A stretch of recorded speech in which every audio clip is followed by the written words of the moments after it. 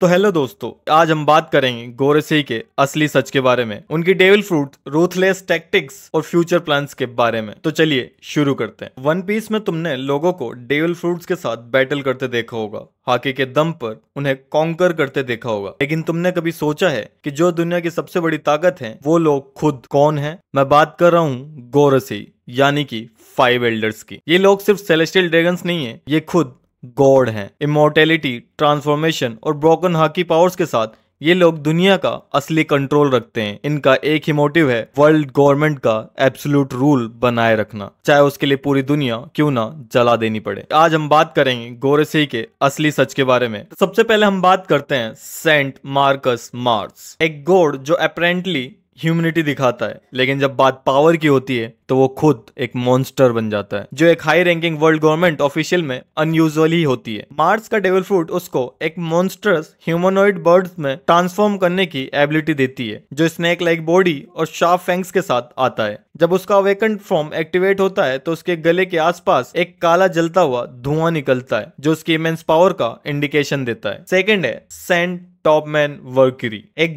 God जो खुद को न्याय का देवता मानता है, लेकिन उसका न्याय दुनिया का खात्मा भी कर सकता है। वर्क्यूरी एक सीरियस और स्ट्रिक्ट लीडर है जो अथॉरिटी को बहुत सीरियसली लेता है। उसके पास बस्टर कॉल और पैसिफिस्टा सेराफिम यूनिट्स का कंट्रोल है। उसका डेविल फ्रूट एक ह्यूमन फैंक्सी हाइब्रिड ट्रांसफॉर्मेशन देता है। जब वो फुल ट्रांसफॉर्मेशन में होता है तो वो एक मैसिव 4 टस्क डीमन बोर बन जाता है। इस फॉर्म में उसके हाकी इन्फ्यूज्ड ऑर्स इतने पावरफुल होते हैं कि किलोमीटर दूर तक मरीन्स को नॉकआउट कर सकते हैं। थर्ड है साइंट एथन बैरोन वी नाजुरो, एक गॉड जो नंबर से नहीं ब्लड से कैलकुलेशन करता है। नाजुरो का title warrior God of finance है। बाकी गोरेसेई मेंबर्स के कंपैरिजन में वो ज्यादा एंशियस रहता है। एक वॉरलॉर्ड का लॉस भी उसके लिए एक मेजर कंसर्न होता है। उसका डेविल फ्रूट अवेकन्ड है, जो उसको skeletal horse centaur hybrid demon में ट्रांसफॉर्म करने की पावर देता है। इस फॉर्म में वो बहुत फास्ट और एजाइल होता है। उसके हिंद लेग्स इतने पावरफुल हैं कि वो जायंट्स को भी किक मारकर उड़ा सकते हैं। नाजुरो आइस मैनिपुलेशन कर सकता है। वो अपनी सोर्ड को आइस से इन्फ्यूज करके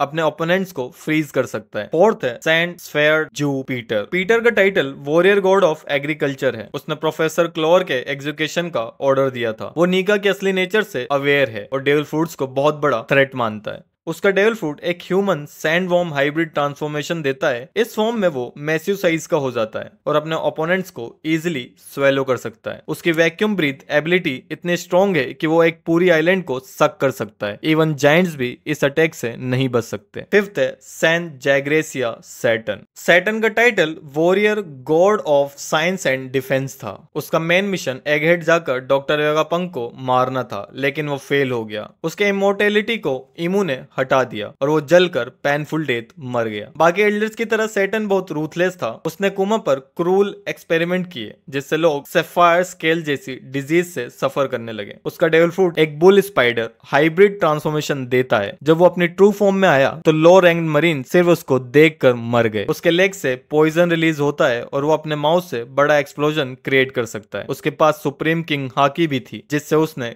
क्रिटिकल डेन मूशी को नॉकआउट कर दिया था। सैटर्न एक डायबोलिकल साइंटिस्ट था और उसके ही एक्सपेरिमेंट्स उसकी डेथ का रीजन बने। सिक्स्थ है सेंट फिगरलैंड गार्लिंग। सैटर्न की डेथ के बाद गार्लिंग नए warrior God of science and defence बने। वो बाकी सेलेस्टियल ड्रैगन से अलग हैं, क्योंकि वो सेल्फिश या कावर्डली नहीं है, लेकिन वो लोअर स्टेटस के लोगों को ट्रेस समझता है। उसने बिना हेजिटेट किए सेंट मजॉज गार्ड को मार दिया, जो नेपच्यून और उसकी फैमिली को प्रोटेक्ट कर रहा था। 38 साल पहले उसने गॉड वैली में ह्यूमन हॉन्टिंग टूर्नामेंट में पार्टिसिपेट किया। उसको 10,000 पॉइंट्स पेनल्टी मिली थी, लेकिन फिर भी वो चैंपियन बना। उसके पावर्स अभी तक रिवील नहीं हुए हैं, लेकिन वो एक मास्टर स्वॉर्ड्समैन है। सैटर्न की डेथ के बाद उसने बाकी एल्डर्स के साथ काम शुरू करने का ऑर्डर दे दिया है। तो गाइज, कैसी लगी वीडियो? अगर वीडियो पसंद आई तो वीडियो को लाइक करना, चैनल को सब्सक्राइब करना। मिलते हैं नई वीडियो में, तब तक के लिए टाटा बाय बाय सायोनारा।